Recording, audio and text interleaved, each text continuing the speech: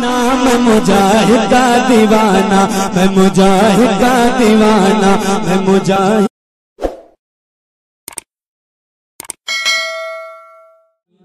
دیکھیے میں کسی کی برائی نہیں کر رہا ہوں، اگر آپ حقیقت میں پکے سچے سنی مسلمان ہیں تو آپ کے دل سے یہی آواز آئے گی کہ نہیں حضرت آپ نے جو کہا ہے صحیح کہا ہے۔ اچھا آپ بتائیے جلسہ کرنے کے لیے کتنی تکالیف اور مصیبتوں کا سامنا کرنا پڑتا ہے، پورے علاقے کے دروازے پر دستک دینا پڑتا ہے، کسی نے پیسہ دیا پھر بھی خوشی خوشی لوٹنا ہے، اور پیسہ نہیں دیا پھر بھی خوشی خوشی لوٹنا ہے، کبھی کبھار مایوسی کا بھی سامنا کرنا پڑتا ہے۔ کتنی تکلیف اٹھانے کے بعد آپ جلسے کا انعقاد کرتے ہیں۔ اب کہنے کا مطلب یہ ہے کہ 25,000 30,000 40,000 خرچ کر کے علماء شورا کو آپ بلاتے ہیں اسٹیشن، اور جب بائی فلائٹ آتے ہیں تو آپ ایئرپورٹ سے انہیں ریسیو کر کے جلسے میں لاتے ہیں۔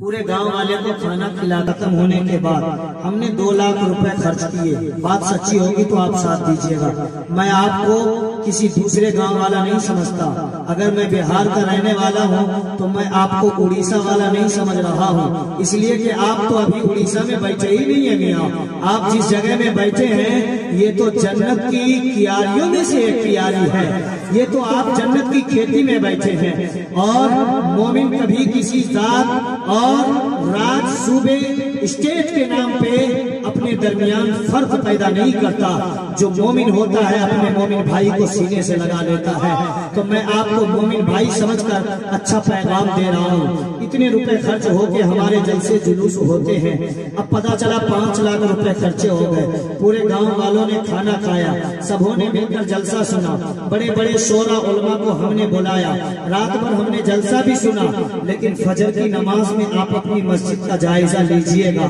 آپ کو پتہ چل جائے گا کہ آپ نے جو جلسہ کیا اس سے آپ کا کتنا فائدہ پہنچا ہے۔ میاں یاد رکھنا، اب آپ یہ نہ کہنا کہ مفتی رضوان مجاہدی صاحب قبلہ آپ یہ کیا کہہ رہے ہو، کیا جلسہ کرنا غلط ہے؟ میں کہوں گا نہیں۔ کیا کھانا کھلانا غلط ہے؟ میں کہوں گا نہیں۔ کیا آپ کہیں گے کیا علماء کو بلانا غلط ہے؟ میں کہوں گا نہیں۔ آپ کہیں گے شورا کو بلانا غلط ہے؟ میں کہوں گا نہیں۔ آپ کہیں گے چھوٹ دینا غلط ہے؟ میں کہوں گا نہیں۔ ارے میاں یاد رکھو، مومن وہ نہیں ہے جو صرف نبی کے نام پہ جلسے کرتا ہے، جو صرف جھنڈے لگاتا ہے، جو صرف لائٹ لگاتا ہے، جو صرف شامیانے کا انتظام کرتا ہے، جو صرف جلسے کرتا ہے، جو صرف نعرے لگاتا ہے، جو صرف پروٹیسٹ کرتا ہے۔ نبی کا غلام تو وہ ہے جو جھنڈا بھی لگائے گا، جلسہ بھی سجائے گا، نذرانہ بھی دے گا، چھوٹ بھی دے گا، علماء کو بلائے گا، شورا کو بلائے گا، خدمت بھی کرے گا، جلسہ بھی سنے گا، لیکن مسجد کے مینار سے جب اذان کی صدائیں بلند ہوگی تو اللہ رب العزت کی بارگاہ میں اپنے سر کو جھکا ہوگا۔ نبی کا غلام وہ ہوتا ہے، نبی کے غلامی کے لیے آپ کے سینے میں دل ہونا چاہیے۔ یقیناً میرے سنی مسلمان بھائیوں، جو لوگ چلے گئے ہیں آپ پرواہ مت کیجئے، آپ گھبرائیے مت، آپ حیران و پریشان مت ہوئیے۔ ہم وہ مجاہد ملت کے دربار سے پڑھ کر آئے ہیں، وہ مجاہد ملت نے ہمیں 8 سال اپنے دربار میں رکھ کر کھلایا پلایا اور محبتوں کا جام پلایا ہے کہ اگر ہمارے سامنے 2 لوگ بھی بیٹھے ہوں گے پھر بھی میں تقریر کر کے جاؤں گا، پھر بھی میں سمجھا کے جاؤں گا، لیکن وہی بات جو مولانا شمیل اختر صاحب قبلہ نے، شاعر اسلام جناب شمیل اختر مجاہدی صاحب نے آپ کو بتایا کہ قرب و جوار کے لوگوں کی خبر لیجئے، وہ آپ کا اچھی طرح سے خیال رکھیں گے، باہر سے بھی لوگوں کو بلانا چاہیے، میں منع نہیں کرتا، لیکن جو قرب و جوار میں ہیں، مان لیجئے ابھی کورونا کا دور چل رہا ہے، لاک ڈاؤن آیا، شاٹ ڈاؤن گیا، اچھا آپ یہ سمجھتے ہیں کہ لاک ڈاؤن چلا گیا، آپ آزاد ہیں۔ ایک بڑا اچھا فارمولا دے رہا ہوں صاحب، شاید یہ میں نے کسی سے آج تک سنا نہیں ہے، میں نے اسے خود سے اس کو پروڈکٹ کیا، تیار کیا ہے۔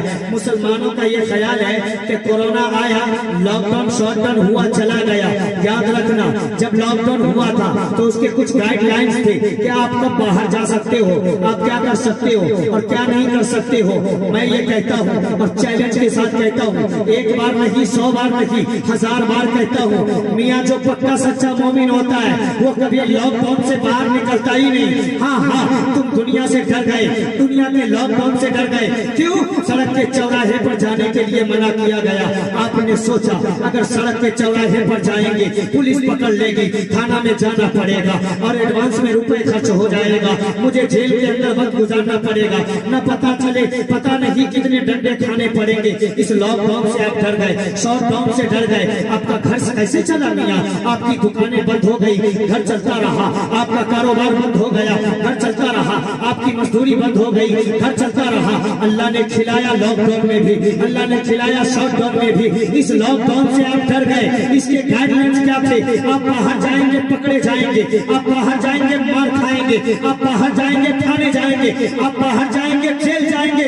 लेकिन याद रखना, जो मुस्तफा ने 1400 साल पहले लॉकडाउन लगा दिया है कि मुसलमानों नमाज छोड़ोगे जहन्नम में जाना पड़ेगा, गाली दोगे जहन्नम में जाना पड़ेगा, पड़ोसियों को सताओगे जहन्नम में जाना पड़ेगा, गुरूर तकब्बुर करोगे जहन्नम में जाना पड़ेगा, नमाज छोड़ोगे जहन्नम में जाना पड़ेगा। और अगर तुमने अल्लाह के रास्ते से अपने आप को दूर किया तो तुम्हारे लिए जन्नत का दरवाजा नहीं, जहन्नम का दरवाजा खोला जाएगा। ये लॉकडाउन कयामत तक रहने वाला है। आप कभी इस लॉकडाउन से बाहर नहीं निकल सकते। इसलिए आज के बाद ये मसला याद रखना, मुसलमान कभी लॉकडाउन से बाहर नहीं हुआ है। मेरे सरकार ने तो 1400 साल पहले ही लॉकडाउन लगा दिया है। जब अजान हो तो मस्जिद चले जाएं, आप अल्लाह रब्बुल इज्जत के लिए सर झुकाने की कोशिश करें। और आजकल तो मियां माहौल तो बड़ा अजीब है, माहौल तो बड़ा अजीब है। मस्जिद में जाएगा कौन? इमाम साहब। अजान देंगे कौन? इमाम साहब। बाज मकामात पर तो हालात ऐसे हैं कि अजान के वक्त में कोई अजान देने वाला भी नहीं होता। गांव से कोई बच्चा दौड़ के गया, अजान दिया, उसके बाद दरवाजा लॉक करके बाहर चला आता। और बाज जगह पर यह हाल है कि इमाम साहब या मुअज्जिन साहब खुद से अजान दिए और उसके बाद जो है नमाज पढ़ के वापस लौट गए। कुछ मकामात, कुछ जगह ऐसी हैं जहां थोड़ी बहुत तादाद में लोग नमाज पढ़ते हैं। शायद आप लोगों ने ये समझा है कि मस्जिद में अजान देना और नमाज पढ़ना ये सिर्फ इमाम साहब का काम है। आपने 5 रुपया, 5000 रुपए, 6000 रुपए उन्हें सैलरी क्या दे दिया, तनख्वाह क्या दे दी, आपने समझा अजान देना नमाज पढ़ना उन्हीं का काम है। नहीं मेरे सुन्नी मुसलमान भाइयों, नमाज आप पे भी फर्ज है।